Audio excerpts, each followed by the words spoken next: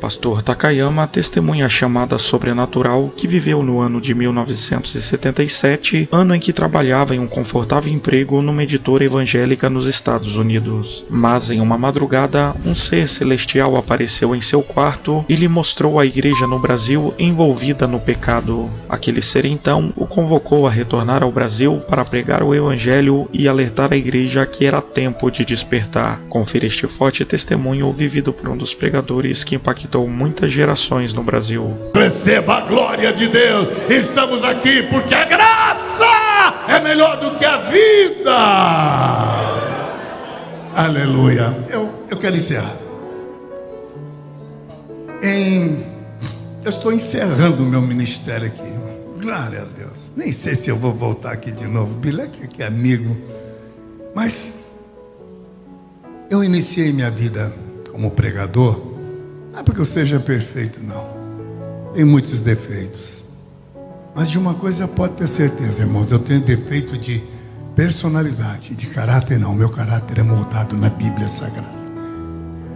Posso até errar, mas jamais erro propositadamente. E se eu errar, eu volto à pessoa e digo: olha, me perdoe, eu tenho meu defeito de personalidade, não de caráter. Meu caráter é moldado. O teu caráter, meu irmão, minha irmã, é moldado na palavra de Deus.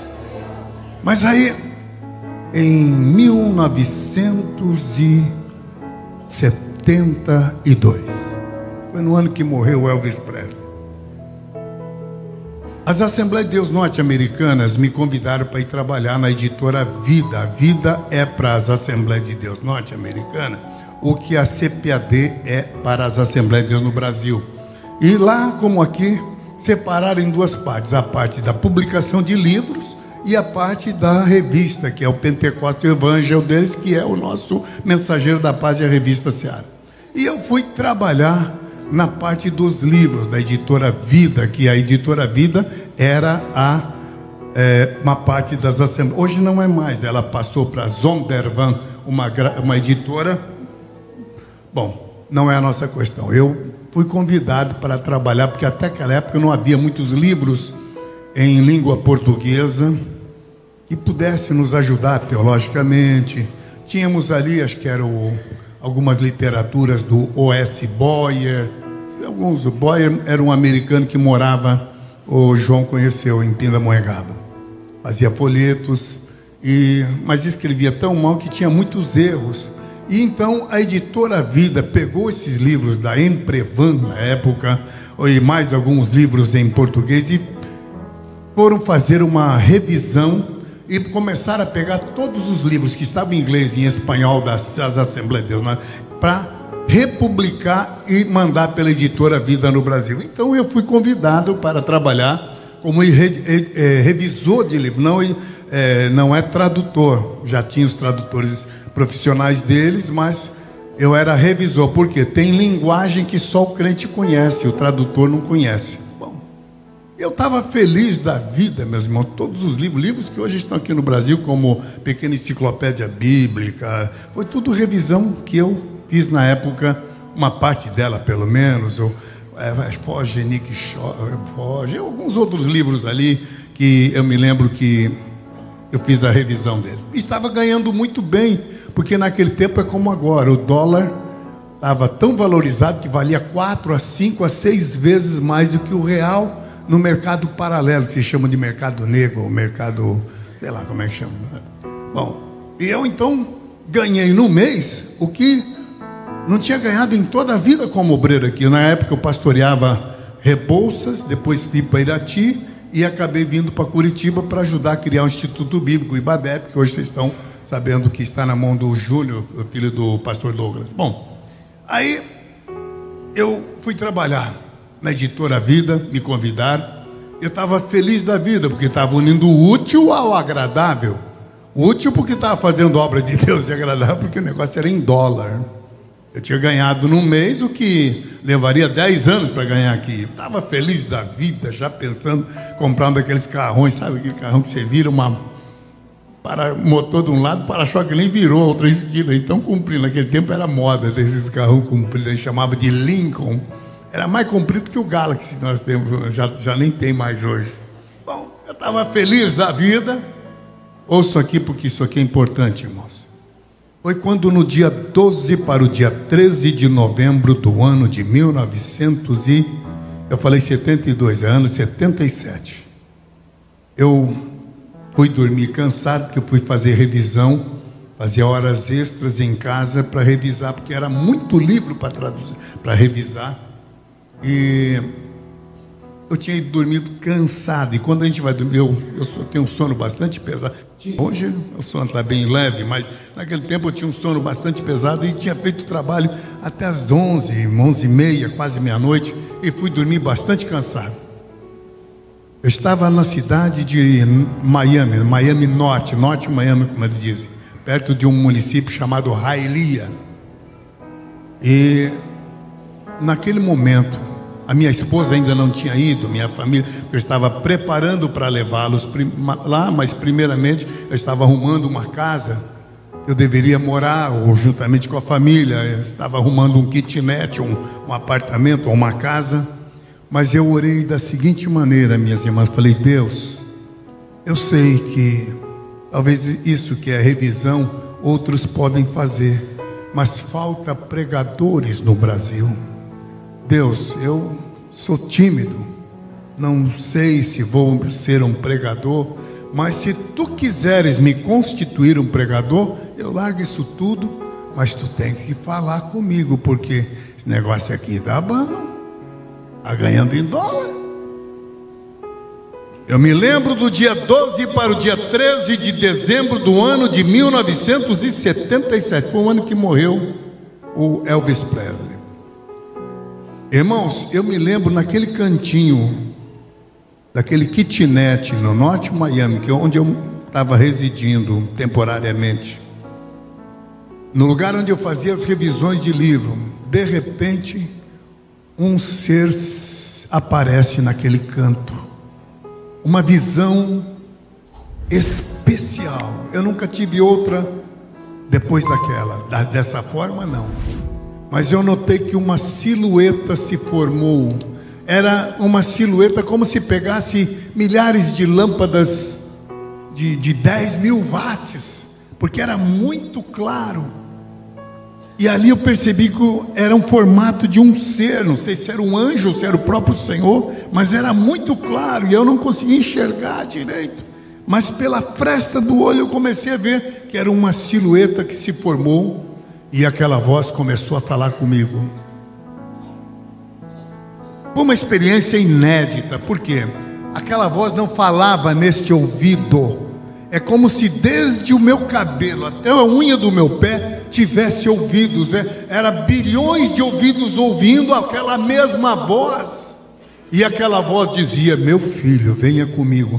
Aí eu percebi que não era uma voz alegre, era uma voz grave, de um pai entristecido, e ele me pegou como que um pai pega uma criança no colo e me trouxe para o Brasil. Por que eu estou dizendo que é no Brasil? Porque a característica das igrejas americanas, quem vive lá ou viveu lá sabe que é diferente.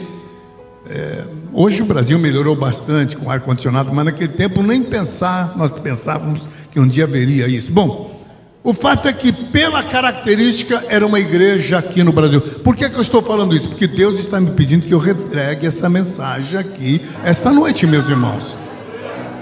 Aí eu falei: Deus, Ele não me trouxe pela uma porta da frente, Ele trouxe por uma porta lateral, como é característica na igreja do Brasil, que lá na América não tem uma porta lateral, tem uma porta lá na frente e outra lá atrás. E aí, e os carpetes da igreja são muito altos, mas aquele ser me trouxe por uma porta lateral, e ele diz: olha para o meu povo. Aí eu não olhei para o povo, olhei para o pregador, e o pregador estava entregando a mensagem desse jeito que eu entrego, meio gritado. Eu sou da escola que não tinha som, então por isso eu comecei a pregar alto e até hoje eu não consigo mudar. Aí aquele ser disse: olha para o meu povo. Eu, em vez de olhar para o povo, olhei para o pregador e estava feliz da vida, porque eu estava percebendo que estava tendo uma visão. Ora, meus irmãos, eu estava tendo uma visão, aquilo estava me deixando, meu coração estava pulando de órbita aqui, pau, pau, pau, de tanta emoção que eu estava. Aí aquele ser eu percebi que ele não estava muito alegre. Ele diz: não olha para o pregador, olha para o meu povo. Quando eu olhei para o povo, aí tomei um susto maior, porque eu falei: Deus, eu não estou entendendo. Como tu está dizendo para olhar para o teu povo, se eu estou vendo gente louca no meio dela? Eu sei, meu irmão, que o que eu estou falando, a grande parte não precisaria ouvir, mas Deus está me pedindo que entregue essa mensagem para alguém que precisa ouvir aqui. Aquele ser celestial me disse: olha para o meu povo. Quando eu olhei para o povo, minhas irmãs, eu vi pessoas em pecado, pessoas, não sei se vocês já estiveram no hospital de loucos, eu vi gente com semblante de louco. Falei: Deus, não é tua igreja, eu não estou entendendo.